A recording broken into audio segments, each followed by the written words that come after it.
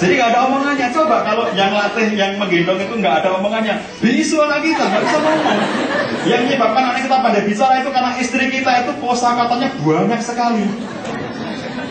Nah, serewetan itu Allah berikan kepandaian bicara kepada kaum perempuan lebih banyak sebetulnya kosakatanya kaum perempuan daripada kaum laki-laki. Tapi pertanyaannya mengapa kaum laki-laki itu kurang suka ungkapan verbal? Apa itu? Lebih suka action, itu dia. Jadi kan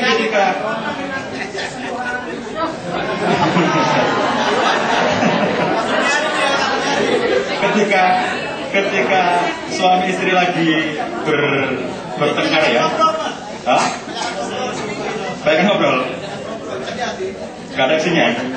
Jadi begitu kemudian si perempuan ini bercerita kepada kami, dia mengatakan, Pak Ustadz, sepertinya si suami saya itu sudah gak cinta lagi kepada saya gitu. Apa indikasinya? Kita tanyakan ya. Indikasi itu dia gak pernah mengucapkan lagi kata-kata mesra, belayan-belayan sudah tidak ada, kalimat-kalimat mesra sudah tidak ada gitu. Setelah terpisah kemudian, suaminya kemudian kita ajak lagi bicara, terpisah. Kita tanya, apa betul kamu sudah tidak mencintai istri kamu gitu? Ya enggak loh Ustadz, masa dikatakan tidak mencintai istri saya gitu?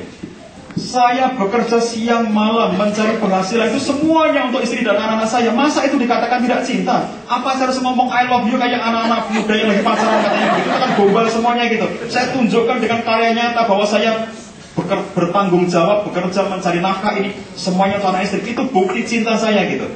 Apa perlu saya omong-omongkan katanya gitu?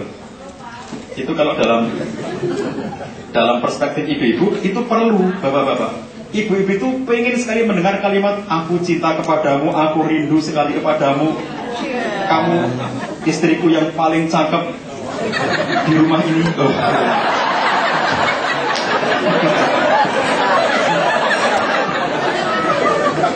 Karena anaknya laki-laki semua masalah itu, jadi ini paling cakep.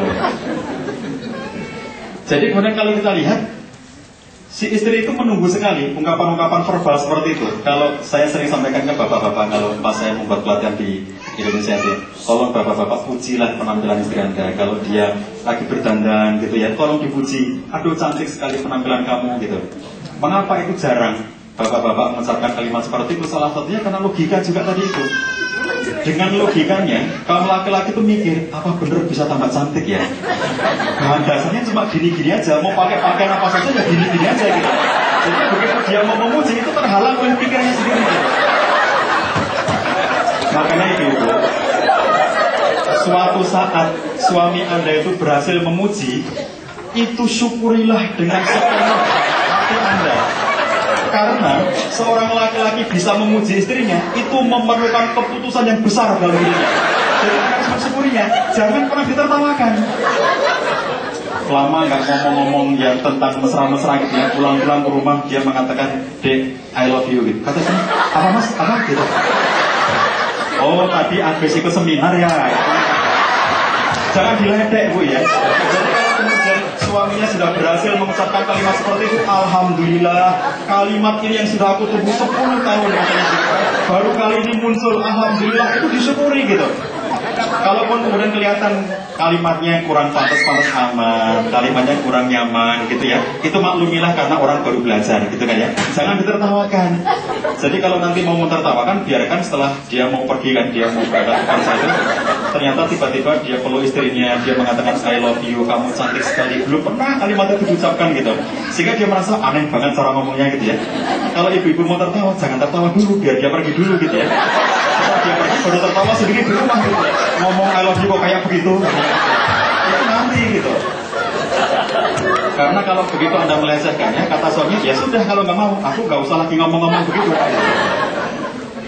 Jadi kalau kemudian kita melihat, ungkapan ini sebetulnya diharapkan sekali, kalimat ringan-ringan, kalimat kecil-kecil gitu ya. Seringkali suami kita, ibu-ibu ini, suami-suami ini rata-rata di rumah itu jarang ngobrol. Mengapa suami jarang ngobrol? Salah satu reasonnya mengapa laki-laki jarang ngobrol di rumah itu katanya, orang psikologi mengatakan, laki-laki itu asyik ngobrol kalau ketemu tema, ada temanya ya. Kalau ada temanya dia asyik ngobrol panjang lebar dan gak kenal waktu gitu. Secara umum katanya laki-laki itu asik ngobrol kalau ketemu 3 tema. Tema pertama itu tema sosial, tema politik, tema agama, dan seterusnya dalam satu kategori. Kedua itu tema perempuan. Kalau ngobrol perempuan itu asik, panjang lebar. Yang ketiga itu tema tentang hobi. Kalau sudah bicara hobi, sudah panjang lebar omongannya gitu. Nah, sedangkan kaum perempuan, bapak-bapak, tema itu nggak penting. Yang penting ngobrol. Itu kaum perempuan.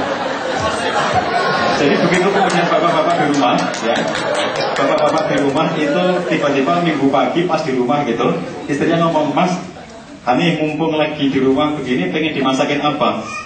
Dia berpikir, iki lakonnya apa gitu ya? Ini temanya apa gitu? Kalau iklannya Oskador di Indonesia itu, iki lakonnya apa Pak Mantep gitu?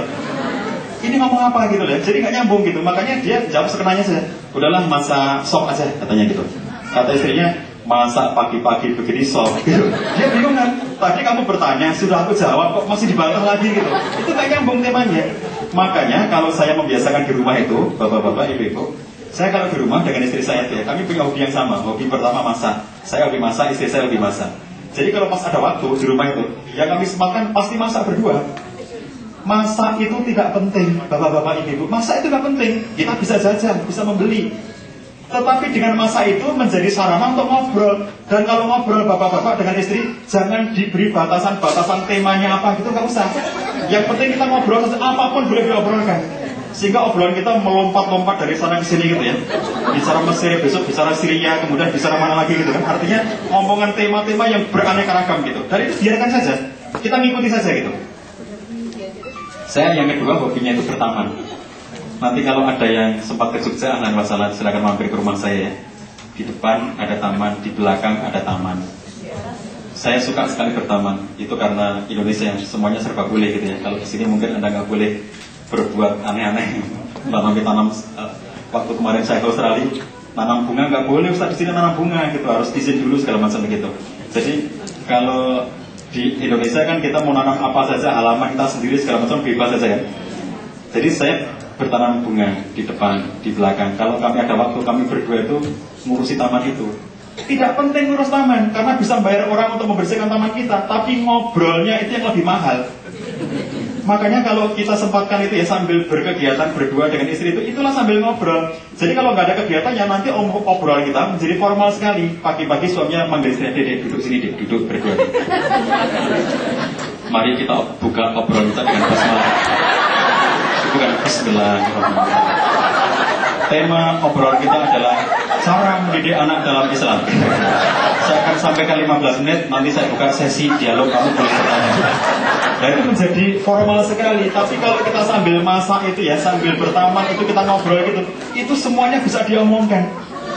Jadi makanya ini tadi cara melengkapi kota kasih, ngobrol lah. Ngobrol itu penting sekali. Di sela-sela kesibukan bapak-bapak, ibu-ibu semuanya harus sempatkan ngobrol. Dengan anak-anak juga nanti sama, sempatkan ngobrol. Yang menyebabkan kemudian menjadi senjang psikologis, jarak psikologi antara kita dengan pasangan kita, jarang ngobrol. Yang membuat jarak psikologi antara orang tua dengan anak, jarang ngobrol gitu.